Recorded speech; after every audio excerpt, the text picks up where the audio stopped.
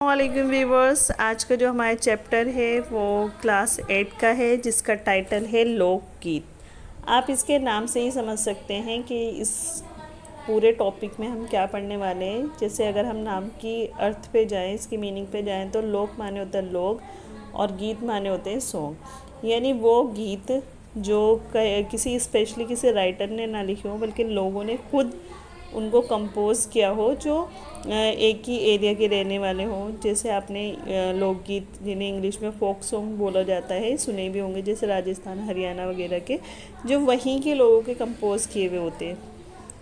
लोकगीत इन गीतों को कहते हैं जो आवाम में बहुत मकबूल होते हैं और जिन्हें अक्सर आवाम ही गाती है।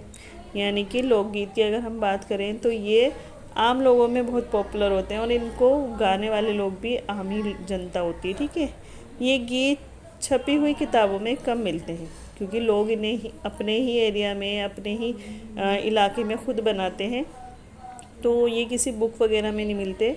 बहुत से लोकगीत ऐसे भी होते हैं जिनके बारे में हम ये भी नहीं जानते कि इनके खालिक कौन है। खालिक मतलब इनके बनाने वाला, इनको लिखने वाला कौन है। बस किसी फंक्शन पे किसी ने गाना शुरू किया और वो काफ़ी पॉपुलर हो गया, और लेकिन पता नहीं चल पाता कि किसने उसे शुरू किया था या कहाँ से ये स्टार्ट हुआ था।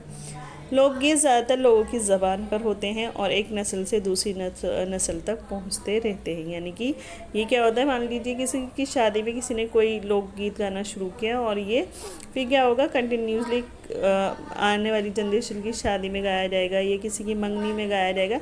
ये इसी तरह ट्रांसफ़र होते रहेंगे एक नस्ल से दूसरी नस्ल तक। लोकगीत अवामी जज्बात, यानी कि जो लोगों के इमोशन होते हैं, उनके जज्बात होते हैं, उसके लिए उमंगों और तजुर्बों में पर मुबन्नी होते हैं। यानी कि ये जो लोकगीत होते हैं ये ज़्यादातर उनकी फीलिंग्स पर होते हैं, जो वो फील कर रहे होते हैं उसको लेकर ये बनाए जाते हैं। जैसे मान लीजिए अगर किसी की शादी है, तो उस टाइम जो ब्राइड है, जो ग्रूम है, उसकी जो फीलिंग्स हैं उसको लेके बनाए जाएंगे, और इसलिए वो किसी ग्रोह या कौम की आवाज़ होते हैं। यानी कि वो पर्टिकुलर किसी ग्रुप को इंडिकेट कर रहे होते हैं। मान लीजिए किसी ग्रूम के ऊपर अगर बनाया गया है या किसी ब्राइड के ऊपर बनाया गया है, तो वो किसी एक ब्राइड के लिए नहीं है, वो जो पूरी यूनिट है उनकी, मतलब ब्राइड तो हर किसी के घर में हो सकती है ना, हर किसी के घर में शादी होती है, तो हर एक से रिलेट करेगी। बाज़ औक़ात इन गीतों में अवामी ज़िंदगी की मंजरकशी इस तरह होती है कि हमारी नज़रों के सामने इनकी तस्वीर खिंच जाती है। यानी इस तरह के वर्ड्स यूज़ किए जाते हैं कि आप बहुत आसानी से इसे अपने आप से कनेक्ट कर पाओगे और आपको वो पूरी इमेजिनेशन हो सकेगी जो उस गीत में कही जा रही होगी। लोकगीत ऐसे सुरीले और रसीले होते हैं कि पूरे बोल समझ में ना आए तब भी सुनने को जी चाहता है। मिली जुली अनजानी कोशिशों से पैदा होने वाले इन गीतों में हर शख्स के लिए अपनायत और प्यार होता है, इसलिए ये गीत आसानी से याद हो जाते हैं। यानी कि ये जो गीत होते हैं ये किसी एक के बनाने से नहीं बनते। मान लीजिए आप कोई ग्रुप बैठा हुआ है किसी शादी में लेडीज़ का, और उसमें किसी एक ने गाना शुरू किया, तो और औरतें भी जब उसमें शामिल होने लगती हैं तो वो पूरा तैयार हो जाता है, तो हर कोई इसमें अपने आप को इन्वॉल्व कर पाता है। इनकी ज़बान और ख़याल दोनों सादा होते हैं, मतलब कोई हार्ड डिक्शनरी नहीं होती इनकी, बहुत सिंपल वोकेबलरी यूज़ करते हैं ये। इन्हें गाने बजाने और इनसे लुत्फ़ लेने के लिए किसी बाकायदा इल्म की ज़रूरत नहीं होती। यही वजह है कि इनके मौज़ूआत में आम ज़िंदगी की झलकियों की जगह खेत खलियान, बैल गाय, नदी नाले, पनघट, कुआं, मेला, तालाब और पैदाइश से लेकर मौत तक की हर किस्म का ज़िक्र मिलता है। यानी कि ये जो लोकगीत होते हैं, ये इनके जो टॉपिक होते हैं वो हमारी आम ज़िंदगी से रिलेट होते हैं। जैसे मान लीजिए किसान अपने खेत को लेके कोई लोकगीत बना ले, या उसके खेतों से रिलेटेड जो उसकी बैल गाय हैं, जो नदी नाले हैं, जो गांव के मंजर हैं, मेले हैं, ठेले हैं, या किसी की पैदाइश हो रही है उसको लेकर, या किसी के फुनेरल है उसको लेकर गीत बनाए जाते हैं। इन्हें गाने के लिए बहुत से साज़ों की ज़रूरत भी नहीं होती। यानी इनको जब हम गाते हैं तो इसके लिए हमें ज़्यादा इंस्ट्रूमेंट की ज़रूरत नहीं होती। मान लीजिए आपके पास ढोलक है, तो उसी की बीट पर आपने शुरू कर दिया। बस एक सारंगी या बांसुरी, एक तारा, घड़ा, ढोल या एक ढोलक ही काफ़ी है।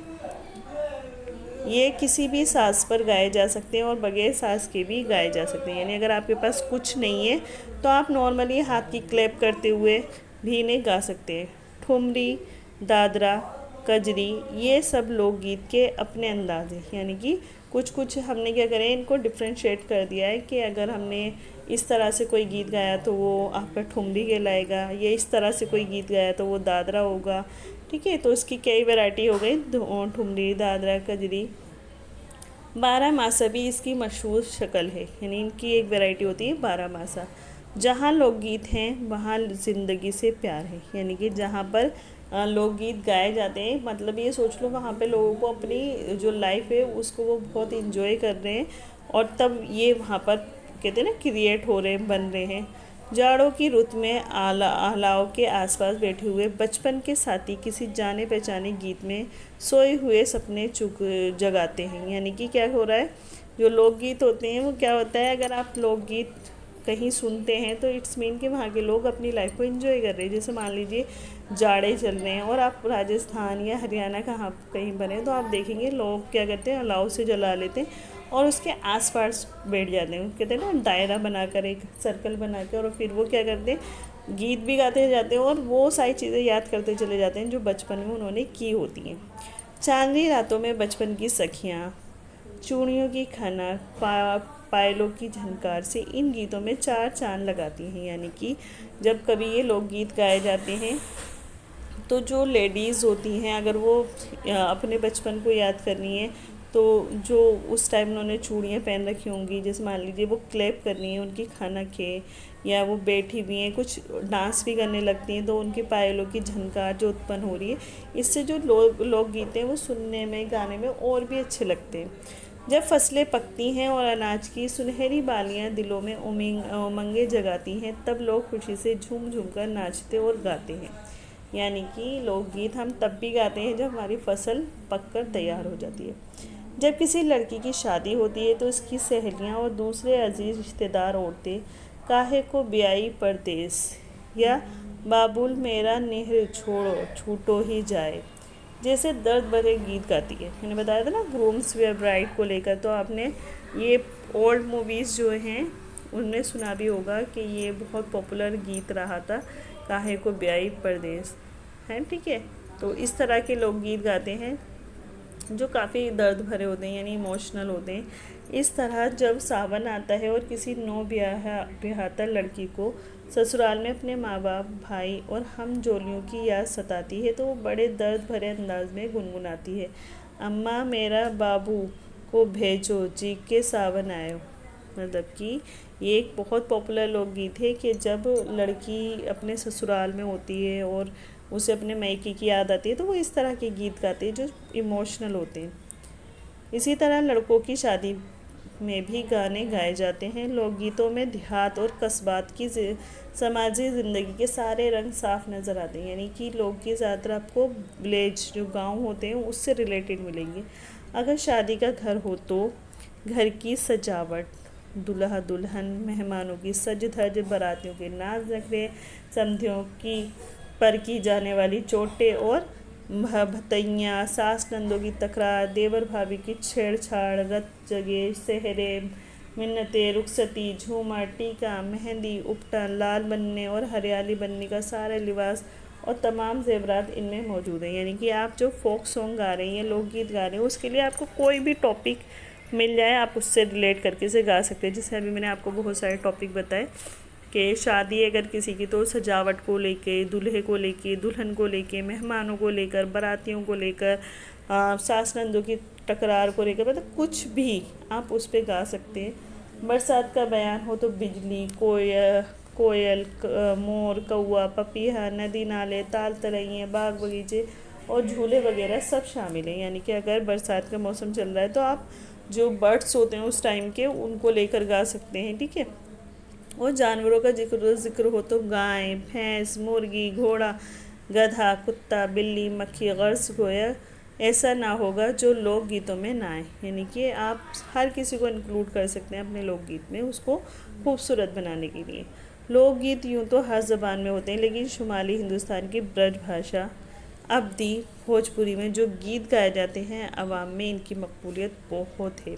और भोजपुरी तो आज भी बहुत से लोग सुनते हैं और बहुत कहते हैं ना बहुत इंजॉय करते हुए सुनते हैं। ठीक है, इनमें ज़बान न जानने वालों के लिए भी गैर मामूली कशिश होती है, यानी अगर आपको नहीं भी आती ना तब भी आपको उसके साउंड इस तरह से अट्रैक्ट करेंगे कि आपको खुद ब खुद वो अच्छे लगेंगे।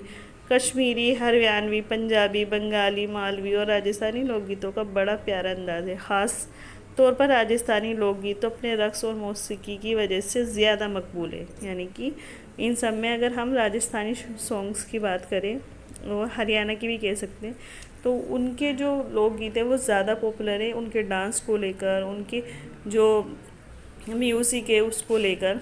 कौन होगा जिसने राजस्थान का ये मशहूर लोकगीत पल्लू लटके गोरी को पल्लू लटके ना सुना हो। यानी कि अगर हम राजस्थान के फोक गीत की बात करें तो उसका एक बहुत ही फेमस लोकगीत है जो शायद आपने सुना भी होगा, राजकुमार राव की फिल्म है, उसमें रिमिक्स करके गाया गया है, पल्लू लटके रे मारो पल्लू लटके। ये बहुत ही फेमस और पॉपुलर सॉन्ग है, आप सुन भी सकते हैं। तो ये एक लोकगीत है जिसे रिमिक्स किया गया है, ठीक है।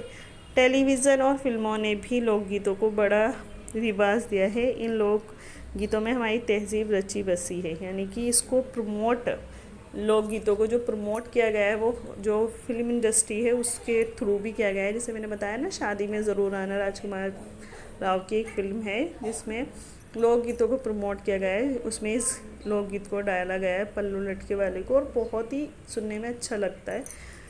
तो यहाँ पर हमारी वीडियो समाप्त होती है क्योंकि यहाँ पर हम पूरा चैप्टर पढ़ चुके हैं। आई होप आपको समझ में भी आया होगा कि लोकगीत क्या होते हैं, फोक सॉन्ग क्या होते हैं।